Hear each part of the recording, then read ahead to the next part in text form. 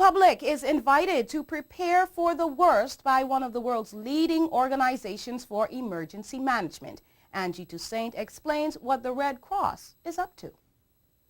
The protocol for cardiopulmonary resuscitation, or CPR, has changed, and the growing number of major disasters has also changed, which means there is a great need for more training in the field of first aid and CPR. The Turks and Caicos Red Cross, to assist with the rising concerns, is hosting a public course at the Environmental Center in the Bight on the 16th of February.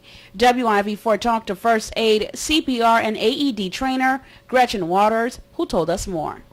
It's not even a natural disaster. In the years that I've been doing this and delivering first aid training to people, they have the misconception that they're going to be providing first aid to Joe Public, when in fact there is a much stronger chance that sometime during their life they will have to offer some sort of first aid skills to a family member or a friend. It's very important. The skills are very simple that I teach. It's not required medical degree in any way, but the first response that you can make to a number of situations can promote the recovery of a casualty. Waters, who has trained resort personnel, schools, and most recently the Turks and Caicos Fire Department, said after scientific research, the procedure for doing CPR has changed from 15 to 30 compressions to 2 breaths. Waters explained that certification is given to participants once the 8-hour course is over. Once someone has been trained and certified by us, we are an overseas branch of the British Red Cross. So the skills that people learn, the first aid component is good for 3 years. The CPR component is good for 1 year. The AED element is good for 6 months. When they're finished here, they can take their skills across the world and use them anywhere. The skills that we have taught them can be applied anywhere around the world.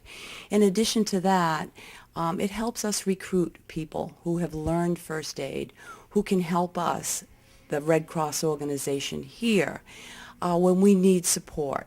The trainer recommended that each individual have a first aid kit in their home. She stressed the importance of having an automated external defibrillator, or AED, which is used during cardiac arrest. The device, according to Waters, is not so popular on the island. She advised schools and large institutions to have one on site. The course that I offer is a basic first aid course. It runs for 8 hours.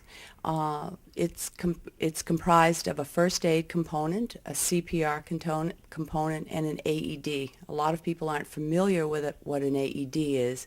It's an automatic external defibrillator, which is a small machine that is computer driven. It analyzes the heart rhythm or lack thereof. Unlike the training that I did back in the States, I did this for 6 years back there, I feel it's very important, not so much for someone to sit there and view a video. I do everything hands-on. If I talk to you about a fracture, I'm going to show you how to stabilize for a fracture. If you have a wound or a burn, it's not going to be just a video. You're going to show me that you know how to care for a burn or a wound. Using just everyday materials. You don't necessarily need a first aid kit in your home.